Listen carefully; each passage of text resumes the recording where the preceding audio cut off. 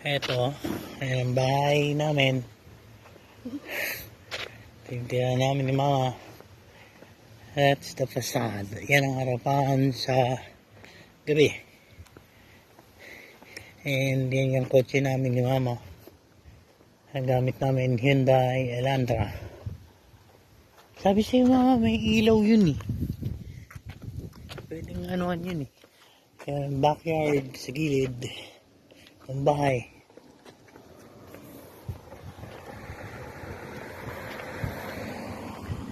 Isang ikot pa ma. Magdilim na dun. So, kaano na lang tayo dun sa dulo. No? Kaya mo na may plug pa ng US. Yeah. Yeah, may plug ng US. They're proud.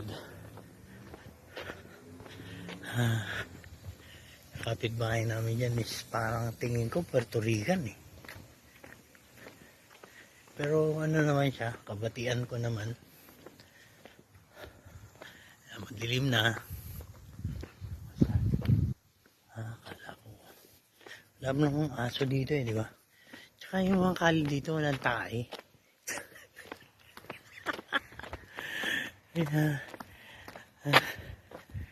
Okay.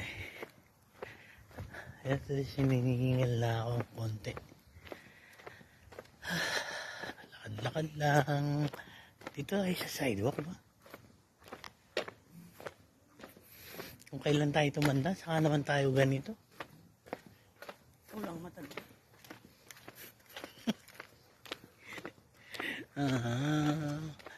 Taknido na yung bike nasa harapan lang ng bahay.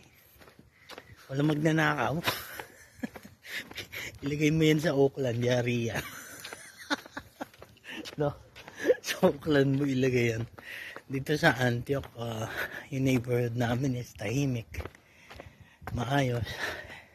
And yung mga CR dito, like yung mga CR sa fast food, hindi kailangan ng hindi nakalock or hindi kailangan ng token para pumasok. Sa Oakland, puta, sarado talaga eh.